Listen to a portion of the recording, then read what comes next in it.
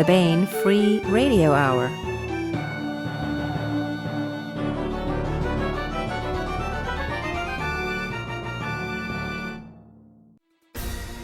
On the podcast, frozen frontiers and mass market madness, black swords and a weepy cyclops size full of pepper spray. Plus, we continue with the complete audiobook serialization of Larry Correia's Son of the Black Sword. All right now.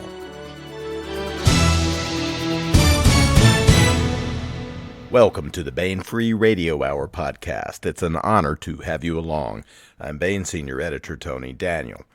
We talk with author Patrick Chiles this time about his new hard science fiction novel, Frozen Orbit. This one is really good. It's got a lot of really cool sense of wonder stuff in the mode of Clarke, Heinlein, and Asimov.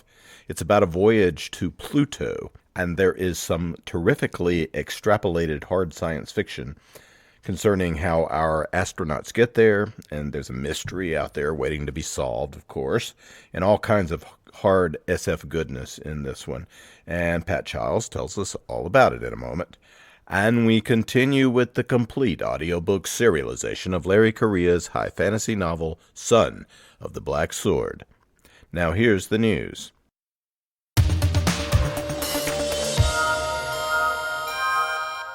The Baen January mass markets are at booksellers everywhere, and we've got some good ones. First out of the gate for a new decade of Baen mass markets is All the Plagues of Hell by Eric Flint and Dave Freer. The snake god Orkissa has been awakened by Lucia del Mano. Lucia plots to marry and then murder the usurper who now rules Milan, the Condrietta Carlo Sforza. On his side, Sforza has only the skill and cunning of his physician Francisco Turner. But will that be enough to save him as Orkissa uncoils all the plagues of hell? Also out in January is Arcad's World by James L. Cambias. Young Arcad is the only human on a distant world. His struggle to survive on the lawless streets of an alien city is disrupted by the arrival of three humans who seek a priceless treasure that might free Earth from alien domination. Arcad risks everything to join them on an incredible quest halfway across the planet. But the deadliest danger comes from treachery and betrayal within the group, as dark secrets and hidden loyalties come to light. And finally out in January is the conclusion of the Dark Victory Alien Invasion series. This is a really cool series by Brendan Du Bois. This is Black Triumph by Brendan Du Bois. While returning to his home unit, 16-year-old U.S. Army Lieutenant Randy Knox's convoy is ambushed by the alien creepers. Separated from his fellow soldiers and his canine companion, Randy faces the ultimate horror of every American serviceman: to become a prisoner of war of aliens. Well, every American serviceman in his time, at least. And maybe every American serviceman. No one would like that, especially if they were mean aliens. Black Triumph by Brendan Du Bois, Arcad's World by James L. Cambias, and All the Plagues of Hell by Eric Flint and Dave Freer are now available in mass market format, and that means the ebook prices have dropped significantly, by the way. Out at booksellers everywhere.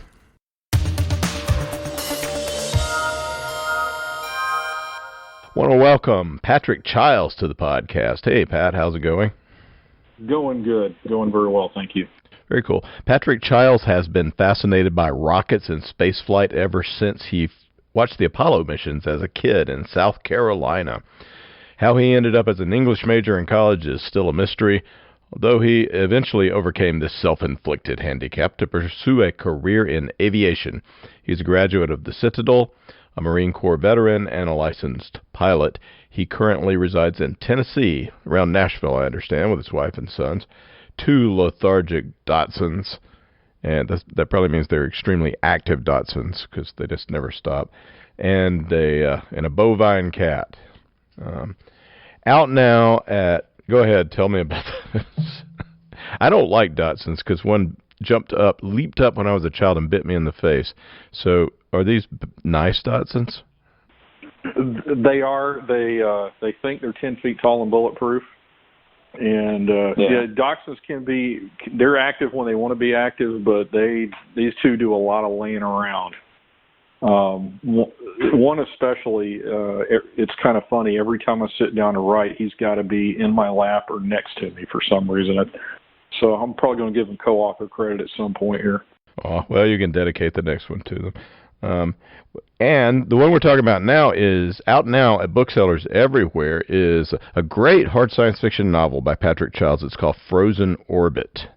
And this one has got that sort of Arthur C. Clarke, Asimov sense of wonder stuff going, a little Heinlein, mechanical cleverness, all kind of great science fiction stuff is in Frozen Orbit. Maybe we could talk about how you. So it's about. Well, we can get into the story. It's about a non-FTL regular spaceflight trip to Pluto. That some things happen on, but maybe get into. Which we'll talk about because there's some extremely cool stuff. Tell us a little bit about your background and how you came to write in this sort of vein and what you like about it and such. Sure. Well, I've always been technically minded, if not technically inclined, and so maybe I have an enthusiast's appreciation for things that I haven't been able to do professionally. Like I mentioned in my bio, I've been fascinated with flying and with rocketry and space exploration since as long as I can remember. And I was fortunate enough to see a couple of the Apollo launches, the last ones when I was a little kid. I was like 6 or 7 years old, and that stuff really stuck with me. But I guess I didn't either have the mathematical talent or the self-discipline, one or the other, to pursue it in college. I still ended up in an aviation job after my military service, and so I was in flight operations management, and I moved into safety, and that's where I spent almost half of my career at my last employer, and but I'd always followed the space program closely. I was very excited to see some of the things coming with private space flight, with SpaceX and Virgin Galactic and Blue Origin. 10 years ago, I would have never thought they'd have gotten as far as they have, and I'm glad to see it. But what they were doing kind of sparked my imagination with fiction. I'd always had stories rolling around in my head. I like to joke. My tagline on Facebook is, "I write to make the voices in my head shut up." Again, I've got these stories rolling around in my head, and I had wanted to start writing novels, for years. I think a lot of people do. I'd had starts and stops with it. I'd done some comic strips in high school and college and that kind of thing, and learned a few things about dialogue and storytelling from that. And when around the time I was ready to start getting serious about writing is about the time Virgin Galactic came along. Burt Rutan built Spaceship One, and we had our first real civilian space flight.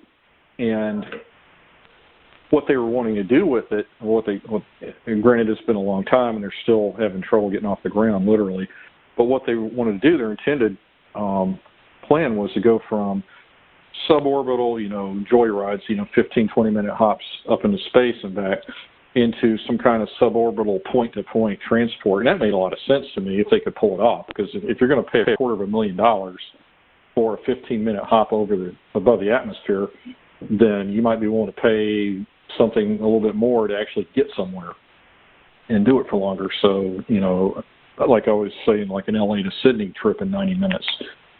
And I started thinking about that from an airline point of view, that what they wanted to do it was really audacious, but if they were able to pull it off, it would look a lot like an airline. And that was a world I knew really well, and I thought, I could write some stories out of that. There's a lot of strong personality types. There's a lot of colorful people. There's a lot of room for things to go badly that people outside the business, wouldn't necessarily know about. And I thought if I could explain that well enough without letting the explanations get in the way of the story, then I could come up with some good stories out of that. And so that was a springboard that got me started in this, and I've just kind of taken it one step at a time. And so with Frozen Orbit, this was definitely outside of the world that I had been writing in.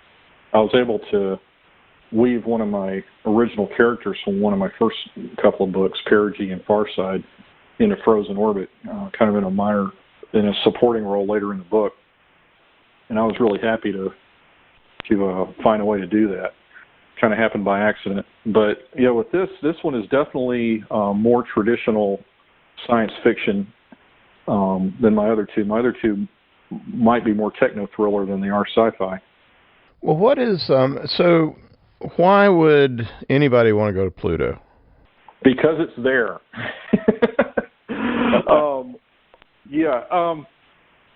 What fascinated me, and the seeds for this story first came into my head, 4 or 5 years ago, with the New Horizons mission, because this was going to be the first time we'd ever laid eyes on Pluto, the farthest planet in the solar system, and, I'm still calling it a planet, and, everything we'd had up to that point were really fuzzy images. Even the best pictures from Hubble were just, I liken them to 16-bit, game animation. So it just got me as this mystery that was so far out there. I mean, the distances in space are just hard to comprehend in the first place, and what it takes to get there. But that it's so far out, it didn't have human eyes laid on it before, and now that we have, my gosh, the things they've seen and detected there, I think are definitely worth a closer look. Just the thing, seas of frozen nitrogen and methane and icebergs full of it, and just all the weirdness there. And I guess that's what it is. It's just a lot of weirdness. There's so much room in our own solar system for cosmic weirdness that I feel like I don't feel like it's been mined enough for stories, so I'm kind of happy to dive into that. So how would you get there? There's really only, you're not going to get there in conceivable time with like chemical rockets, right? It's going to have to be something else. Oh yeah, absolutely. Some kind of fusion drive is the only way you're going to do it in a reasonable amount of time. It took New Horizons 9 years to get there. Doing it the old-fashioned way. And so with this story, when we were getting ready to get our first pictures of Pluto, it popped in my head that, well, what if, they found something that nobody expected? And what if it was unnatural? And, well, how would it have gotten there? And I'm not really I really wasn't into some kind of space alien explanation for this. I wanted it to be human. And really the only way to get there is going to be some kind of, with our current technology, some kind of nuclear pulse drive, like the Orion concept, where you got a spacecraft with a big pusher plate and complicated shock absorbers, and you start lighting off nukes behind it. And the studies they did of this back in the 60s and 70s, that I read about, indicated you could get up to a halfway decent percentage of light speed if you accelerated like that long enough, that it was conceivable. And I thought, well, there's all I need to go running off with this story. What country would have been crazy enough to build something like that? Well, the old Soviet Union. And so that's kind of where that came from. That's what they were going to find out there that they didn't expect. They were going to find a derelict Soviet spacecraft built around an Orion nuclear pulse drive. Yeah, and this is not a spoiler for the book because we say it on the back cover copy. That's what. So I mean, sometimes we don't want to get into spoilers here, but there is something else that that the Russians found. Let's put it that way. And that is, and the Russians didn't. So how does it start? So they came back in a manner. They didn't come back alive. But the first chapter, something returns, and that's really what sets off this desire to go. Right? What is that? Yeah, what returns is the Soyuz capsule that was attached to the spacecraft.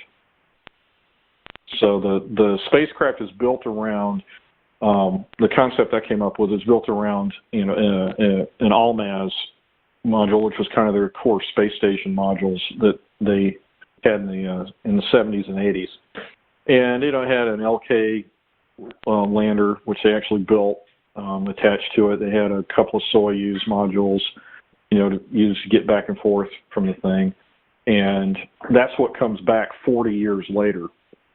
Is a Soyuz, and there are people still inside the Russian government that would just as soon not see that thing come back, and so they make it go away before it can reach Earth. That gets people's attention, and it sends somebody at NASA who's paying attention to it, investigating and find out where the heck did this come from. So they get just enough.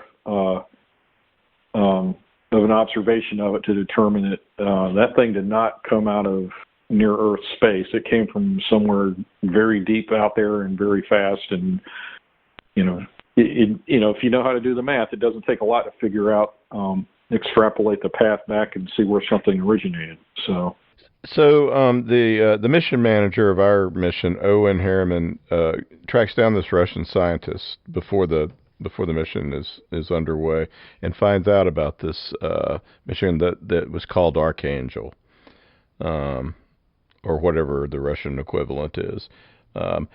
His name is Ryzov, the scientist, and who is it that, because part of the book is the narrative of the cosmonauts, or in particular, it's a journal left by Vladimir Vashenko, and who's the mission commander. So how does that come into the possession of our crew who study this as they're going out? Yeah, that comes into their possession through my old Russian scientist, who was the last guy left that was part of the project. And he actually has I don't want to get too much into spoilers here. So the crew's provided with the official transcripts of the mission. It's still, very secret. There aren't many people inside the government who know about it. And the original transcripts are kind of squirreled away by my old Russian scientist, Ryzov, and he gets them to Owen, who in turn is able to get them to the crew. And so my main character, Jack Templeton, who has a background as a Russian translator before he became an astronaut, spends most of the mission translating these old records on the way out there, and begins to see signs of maybe a simple code buried in there too. That my Russian commander Vashenko wanted to get the information back, but he didn't want to make it real obvious. But what it provides is a sort of a secondary narrative that we're able to follow, and so we, as readers, discover as our astronauts do, some of the stuff that was going on with that mission. Tell us a little bit about the Magellan 2 and how it works. The Russians had this craft that was sheer. It was a Russian thing, and and you often have Jack compare the way that Russians do things with the way that American space program does things. Yep, because bureaucracy is constant, right? The NASA ship is the drive system is really, when you think about it, it's kind of similar, and this was something that I read about a couple of years ago and was intrigued by. It was one of the things that I had to get right in my head before I wrote the story is that, I don't want the technology to overtake the story, but in my mind, it's got to work. It's got to make sense. I want it to make sense for myself, and I want it to make sense for readers who really understand this stuff, and I don't want them to laugh too hard at it when I put it in the books. So there is a pulsed fusion drive concept that's being toyed around with right now that basically takes a blob of hydrogen plasma and compresses it almost instantaneously inside a shell of lithium foil. And, so that compression causes the plasma to fuse, and the lithium also adds mass to it, so you get more effective exhaust. And so you just keep pulsing these, globs of plasma into a fusion reaction at the rear of the spacecraft, and it works a lot like an Orion drive, but instead of using repurposed bombs, you're finessing it a little bit more. And that's how my Magellan NASA spacecraft is able to get out to Pluto. And obviously there's other things at play here. Any ship that's going to go that far at a decent speed, be able to make the trip inside of a year, it's going to be mostly fuel. So that led me to write a scenario into it also where they basically have to get refueled and resupplied at Jupiter. So it's a two-stage mission. And, phase one is Jupiter expedition. If they can rendezvous with the resupply ship and refuel, then they do a flyby of Jupiter. They're dropping some probes there, and then it's on to Pluto. If they can't rendezvous, then they're going to turn around, slow down, and make their way back to Earth. So I like that idea because I thought it kept things a little more realistic. It kept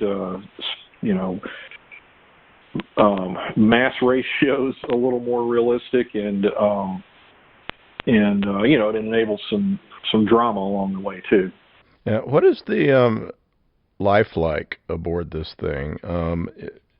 Is the acceleration produces something that makes people feel about as heavy as normal, or what happens? No, I mean we wouldn't be able to build a ship that big that could go that long enough. I mean, if we could, if they could accelerate at 1G, they could get to Pluto in a month. So I worked it out to where they did a constant acceleration at 1/10 of a G, and so the ship is oriented that way too. So it's not like the space station or something where they can just do everything in free fall. Everything has to be oriented towards down the long axis of the ship. And it was the same way with the Soviet when I came up with Archangel. But yeah, 1/10, and then I did a lot of work with tables and data I found off the Atomic Rockets website, which I think is just a fantastic resource for hard sci-fi writers. There's so much there. It's just all in one place. And I was able to figure out that 1/10 of a G, they could accelerate out for maybe 3 months, coast for another 3, and then turn around and decelerate for another 3. That's real rough back of the envelope English major science going on there. But yeah, that would keep life mostly normal for them. 1/10 isn't a lot of gravity, but it's enough for storytelling purposes. Yeah, I guess it's like the moon. So tell us about the crew. Let's talk about the characters. You mentioned Jack. There's 4 of them, right? On the Magellan. Jack, Tracy, Roy, and Noel. Is that right? Who are these people, and why are they sent? Well, Roy and Noel Roy's a mission commander. Noel's his wife. They're both older, more experienced astronauts. Roy's background is as a hot stick pilot, and they're on kind of as the parental supervision. I wrote them as being a little bit older, middle-aged, and Jack and Tracy are a little bit younger. I envision them in their, say, early 30s, and there's more of a brother and sister or almost boyfriend-girlfriend dynamic going on with them. Roy and Noel, the married couple, part of what I write about is, for a mission that long and that far out, NASA enlists a lot of psychiatrists to help select crew members, and one of the first things that they settle on is, well, we want a married crew on this if we can get it, and then if we can't, then we want the other two to be as compatible as humanly possible. And Jack ends up being one that he's got to get on the mission.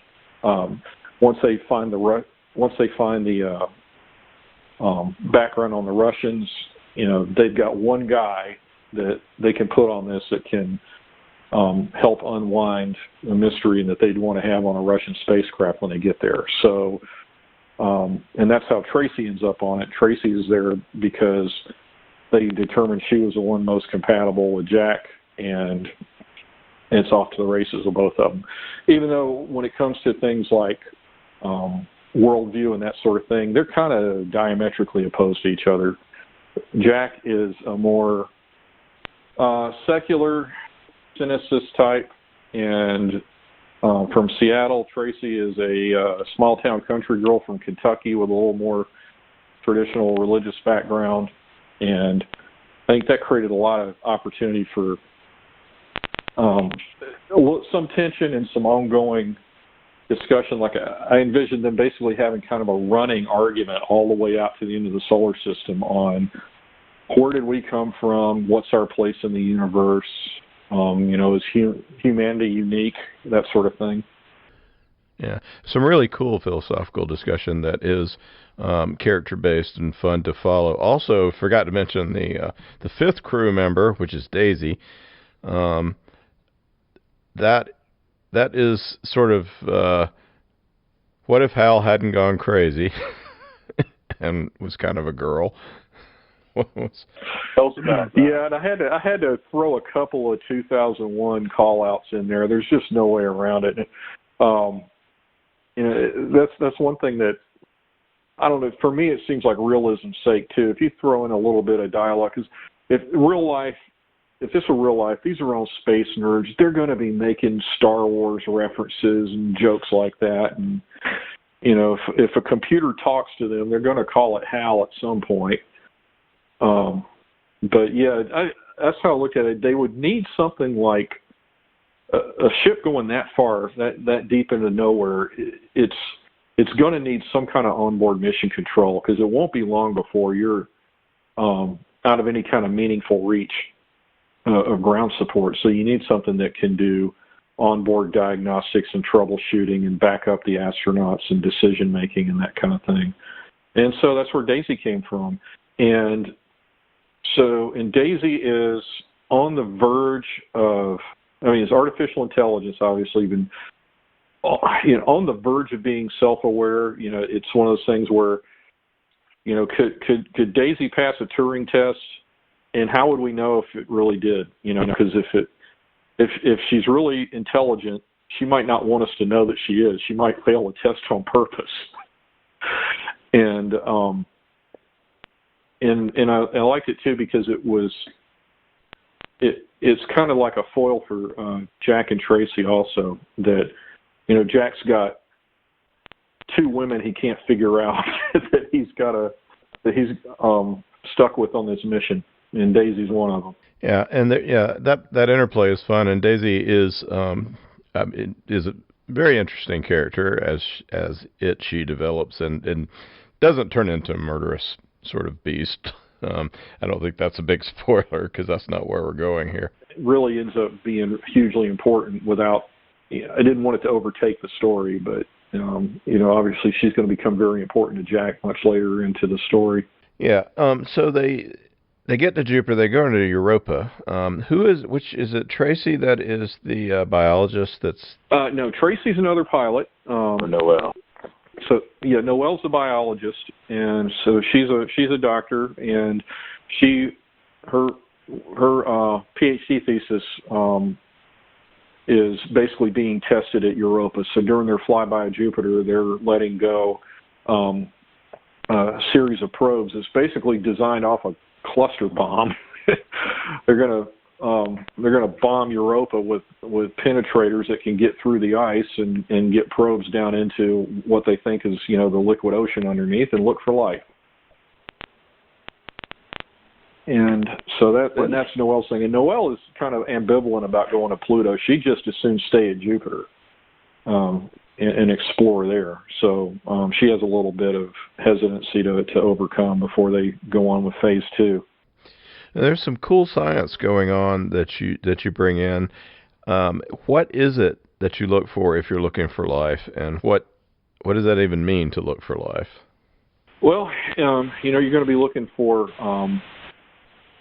those telltale signs of some kind of organism that's metabolizing well, in this case oxygen out of the water.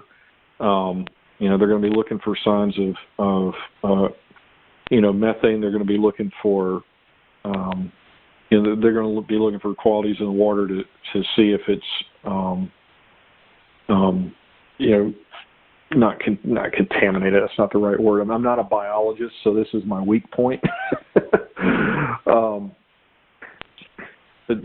They're going to be looking for again the kind of chemical traces that you might expect to find for life underwater.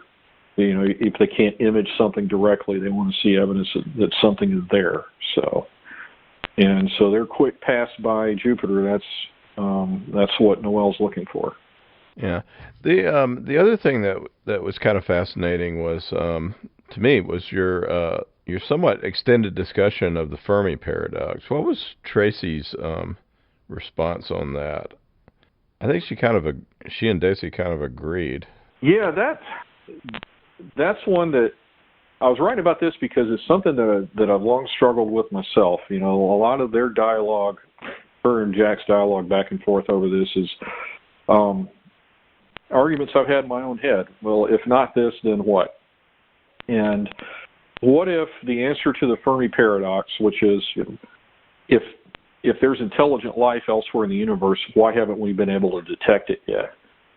What if the answer is as simple as we haven't detected any yet because there's nothing else out there and we're the first?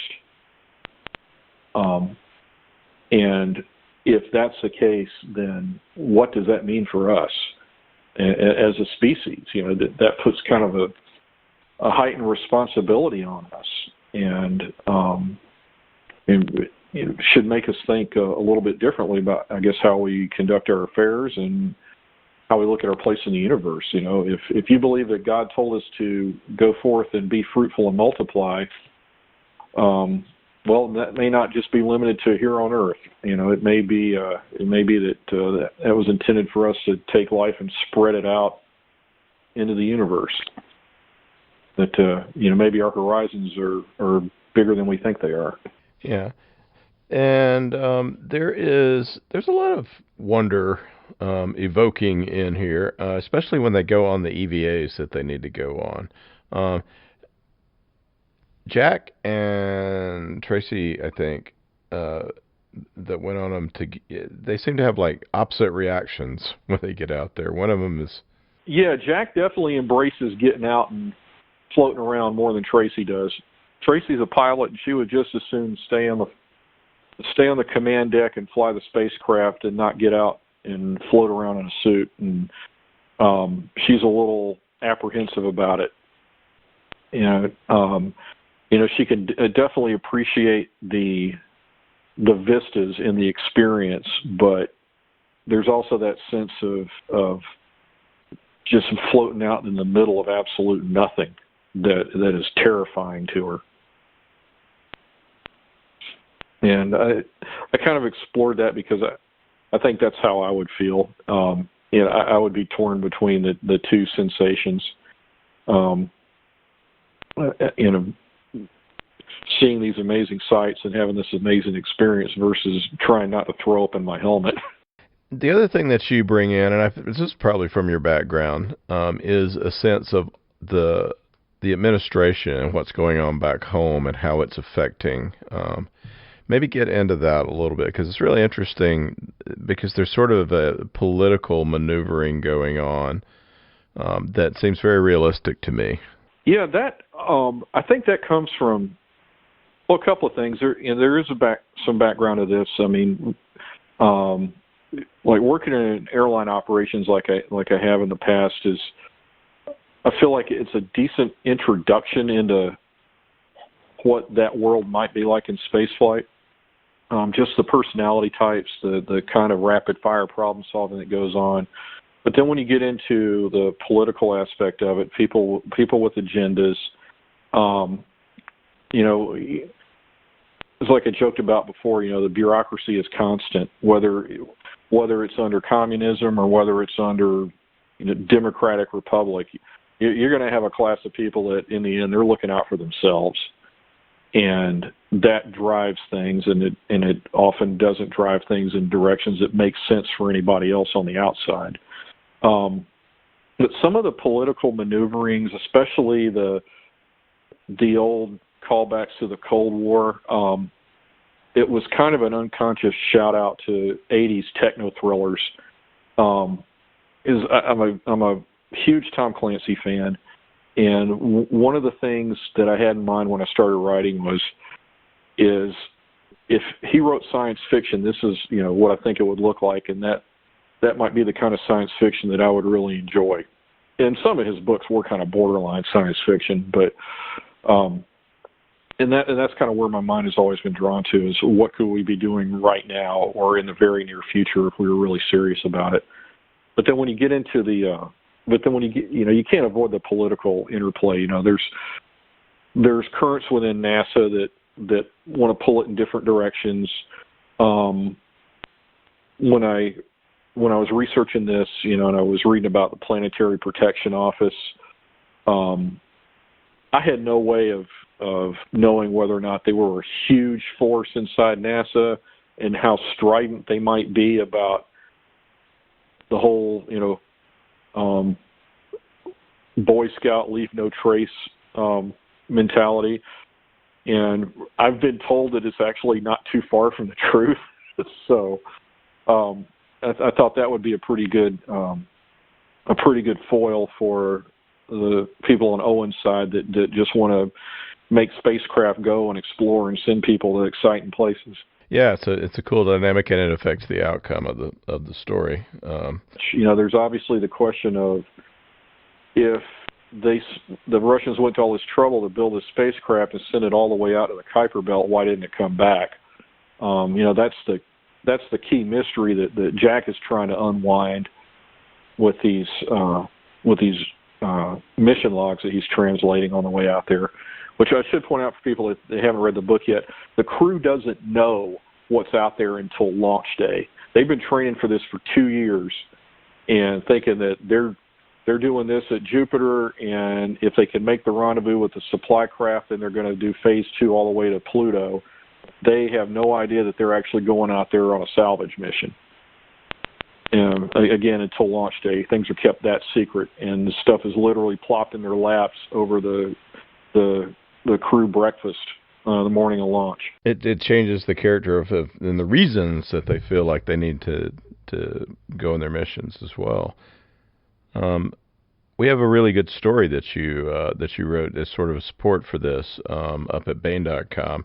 Well, that's from Victor Vashenko's point of view, right? What's the title of that again? Next Giant Leap. And yeah, that's the story of his landing on Pluto 40 years earlier. And because it's described some in the book, but it's described, secondhand through, reading the transcripts of the mission logs. It's not really described so much from a first-person point of view. So this is his first-person view of what it was like to land on a place of so utterly alien. Yeah, and if you want to, that's an interesting point of things that happen in the book, because they're worried about the way that materials will react in this incredible cold and the weird environment they're in, right? Yeah, and some of that I took from way back personal experience. It's just extrapolating into these extreme environments. But back when, almost 30 years ago, when I was in the Marines, I was in an Arctic warfare training exercise up in Norway, up above the Arctic Circle. We had really extreme variations in climate, and the farther you got inland, the colder it got. And it could get so cold up there that I had heard stories of windows shattering if you slammed a car door too hard, the metal itself cracking, that kind of thing.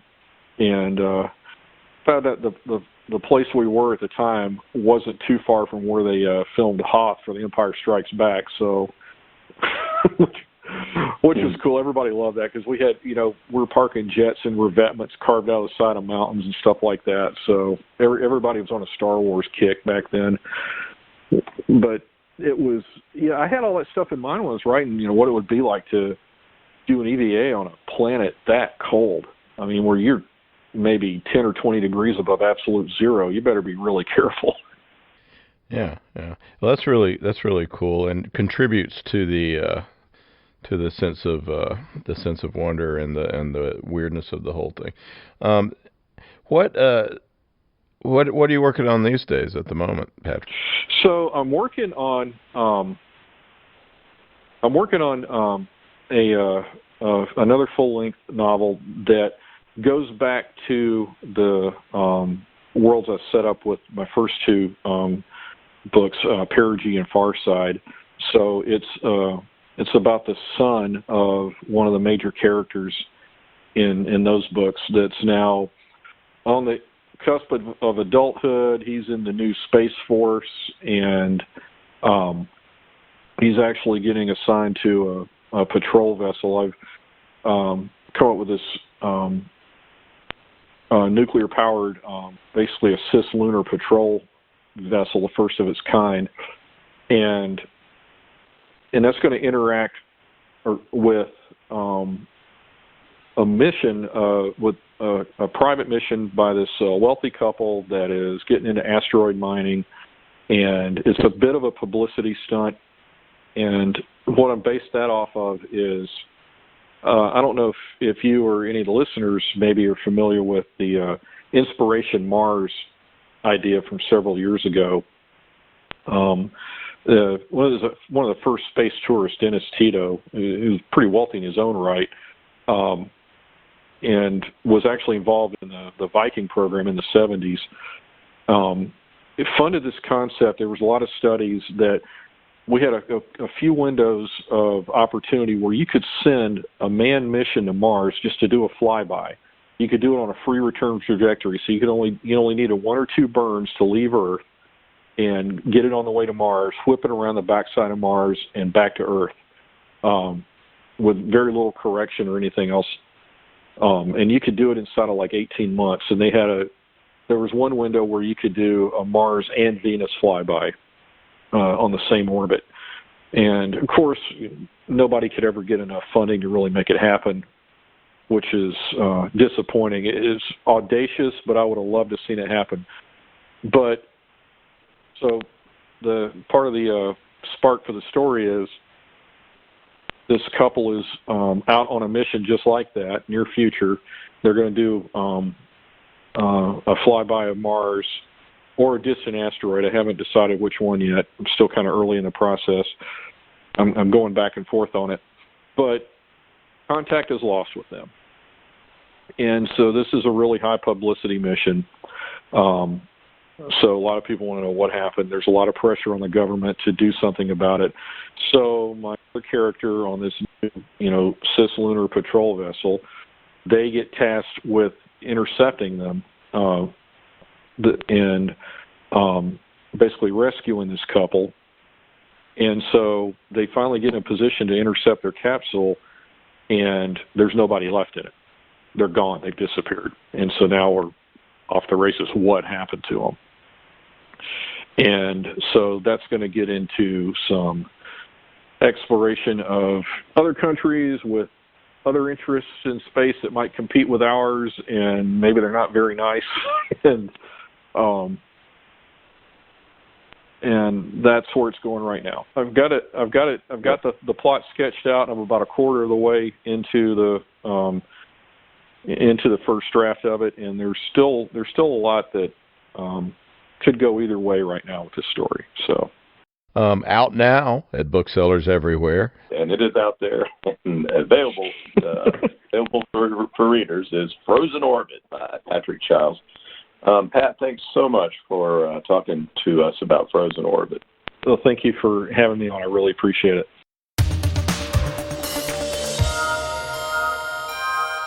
Now we continue with the complete audiobook serialization of Son of the Black Sword by Larry Correia, Book 1 in the Saga of the Forgotten Warrior. After the War of the Gods, the demons were cast out and fell to the world. Mankind was nearly eradicated by the seemingly unstoppable beasts, until the gods sent the great hero Ram Rowan to save them. He united the tribes, gave them magic, and drove the demons into the sea. But as centuries passed, the descendants of the great hero grew in number and power.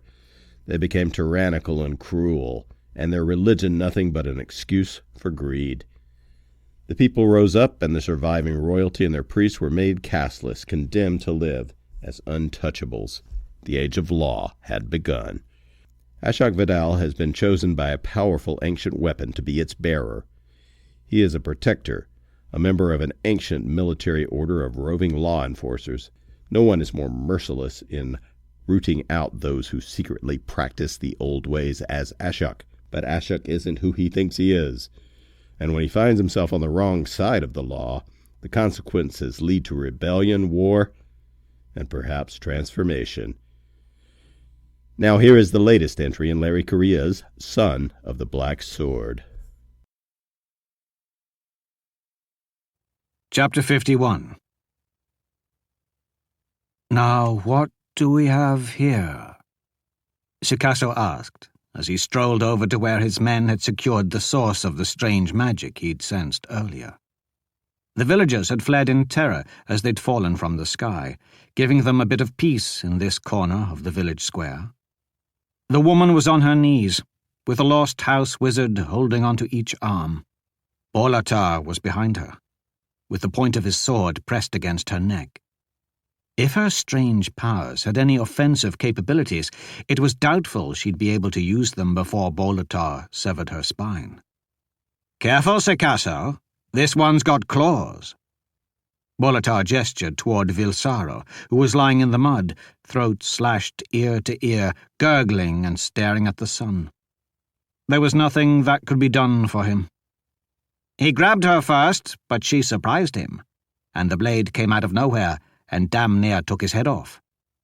That was another valuable wizard lost on this awful, wasteful mission for the Grand Inquisitor. From what Chicasso had seen of the destruction of Angruvidal, he seriously doubted there would be very many fragments left, large enough to be worth their effort. He'd never seen a piece of black steel so thoroughly consumed before. Chicasso was feeling very annoyed, but perhaps something could be salvaged from this mess. Chicasso picked up the knife that had been used on Vilsaro. It was a thin, practical blade, sharp enough to shave with. He walked to the captive woman. "Who are you?" The woman had her head down, hair covering her face, and didn't respond, so he stuck the knife under her chin and lifted. It was either raise her head to face him, or get cut. She chose to face him, which was good because it turned out she was pretty enough that Chicasso would have hated to mar such a nice face.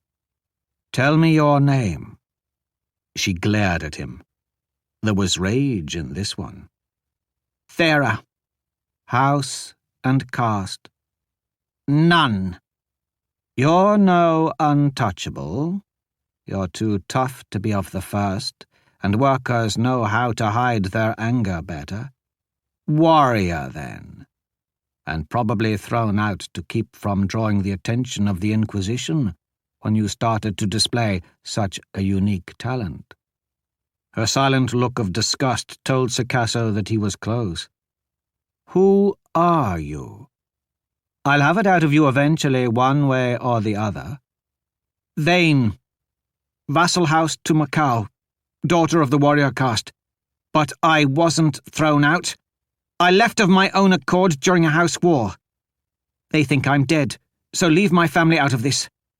"You mistake us for inquisitors." "Not even close. We're merely scholars, dedicated to understanding the mysteries." "Go to hell!" He backhanded her in the face. Then Sikasso glanced around the square, which was still sweltering with unnatural heat. They were surrounded by the bodies of soldiers who'd tried to stop the Black Heart. After Thera's bizarre manifestation, they were being watched by a large group of frightened workers, but they were holding back. The rest of the Somsak raiders all seemed preoccupied by their Thakur's antics across the square, on the other side of the ditch. Sikasso had no idea what those fools had gotten up to after the precious sword had blown up, and he was mostly disappointed he'd wasted such a valuable piece of demon flesh on that idiot, Nadan. Frustrated, Sikasso turned back to Thera. Her lip was split open and bleeding, but she was still giving him a defiant look that was just begging to be sliced off. "I only know of 2 sources for magic. The ancient and ever-dwindling supply of black steel, and whatever we can wring from the remains of sea demons. Yet yours comes from neither. What is your source?" "I don't know," she muttered. Sikasso put the knife against her cheek. "Really, carve away, you bastard! I don't know!" "Some fool was carrying on about her being a prophet of the old gods while we circled," Bolatar said. "That's what her illusion was supposed to be about, I think." "It wasn't an illusion," Thera said. "The voice comes from somewhere else and works through me. That's all I know." Sikasso had been on the ground at the time of the manifestation, and he'd clearly heard the voice inside his head. It had been rather impressive. "You have an intriguing power. I believe you're telling the truth." He removed the knife. "Yuval, fly her back to camp and wait for us there. We've got some cleaning up to do here first. There are far too many witnesses." She struggled against the wizards, but years of magical augmentation had left the men of the Lost House far stronger than they appeared. "Let go of me, or you'll regret this." "Doubtful. You'll remain my prisoner until I discover the true source of your power. Then afterwards, if you are truly the troublemaking prophet they've been hunting in the south, I'll sell you to the Grand Inquisitor. Perhaps it'll even be enough to make up for this mess." "Bolatar." He nodded toward his subordinate, who lifted his sword and struck the struggling woman with the pommel hard enough to knock her unconscious. Flying while carrying extra weight was difficult enough, without cargo flailing about the whole time too. The wizards let her collapse into the mud so Yuval could change form. You couldn't very well hold on to someone when your arms were turning into wings. That's what feet were for. "Sikasso, we've got a troublemaker." Bolatar pointed with his sword at a thin man who was heading their way. He was dressed as a merchant, but had just picked up a discarded Somsak crossbow and was trying to figure out how to use it against them. "That's the one who was carrying on about her speaking for the old gods. Want me to burn him?" "I've got him. Save your magic. We still have a village to scrub." With Vilsaro missing his throat and Yuval carrying the woman back to camp, that meant he, Bolatar, and Choval had a lot of work to do. As Sikasso began walking toward the religious fanatic, the area around them darkened as magic was called upon. Yuval was the biggest of them, and in his flying form he seemed huge, with a wingspan that covered a vast portion of the square. His gleaming black talons locked around Thera's arms, and with several mighty beats he took to the air. Snap! The fake merchant figured out how to fire the crossbow. Sikasso smiled as the speeding bolt missed Yuval by several feet. "Your aim needs work," Sikasso shouted. Obviously terrified, but determined to stop the abduction of his prophet, the fake merchant picked up another bolt from a dead man's quiver and went about trying to figure out how the hand crank worked on the powerful device. That amused Sikasso to no end. Yuval was already far above the village and searching for a good air current to carry him back to the mountain tops. "Bolotar, kill all the hole diggers.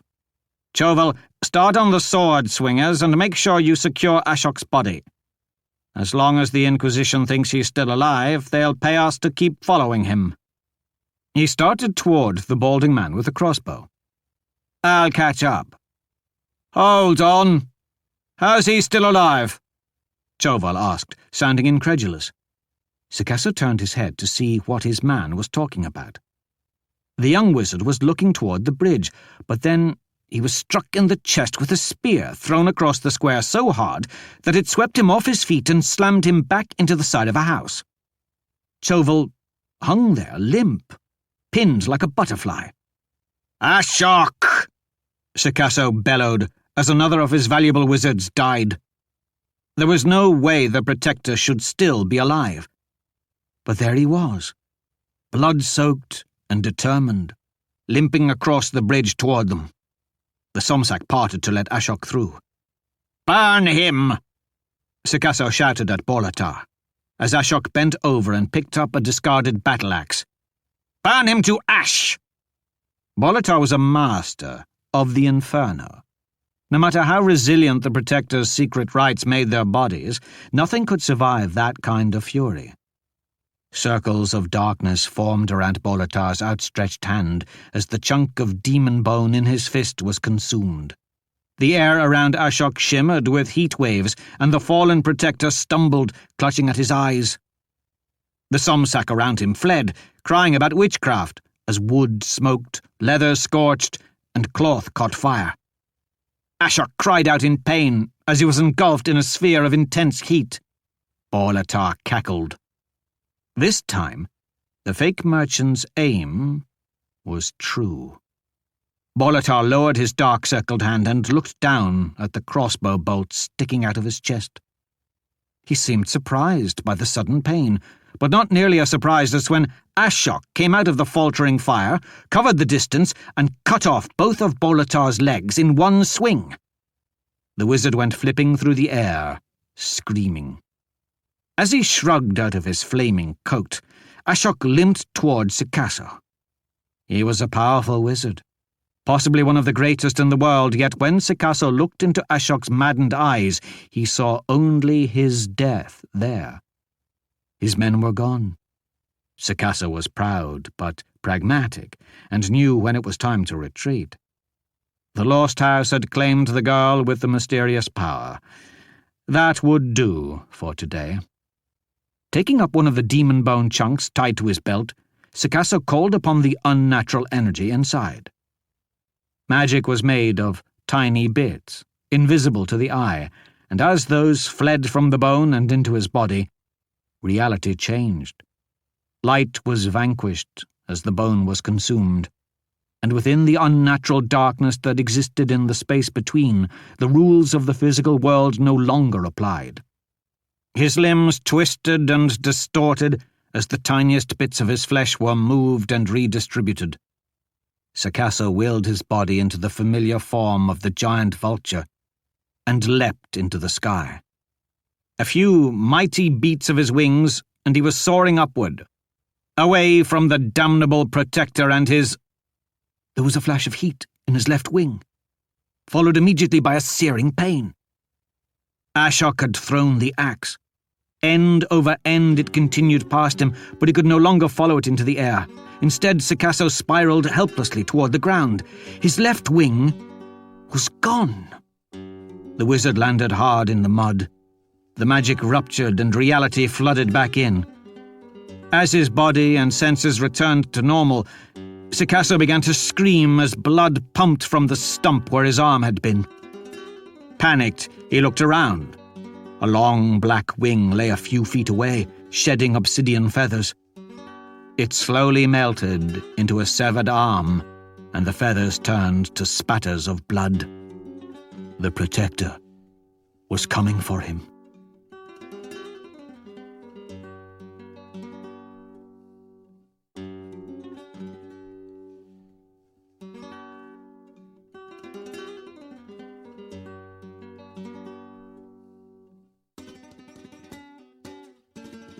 That was another entry in the complete audiobook serialization of Son of the Black Sword by Larry Correia. And that's it for the podcast. Thanks to Audible.com and to podcast theme composer Ruth Judkowitz. And the eerie echo of superconducting electric tea being served among clinky clacky robots out on the Kuiper Belt. Plus, thanks and praise to Patrick Chiles, author of Frozen Orbit. Please join us next time here at the hammering heart of science fiction and fantasy. And keep reaching for the stars.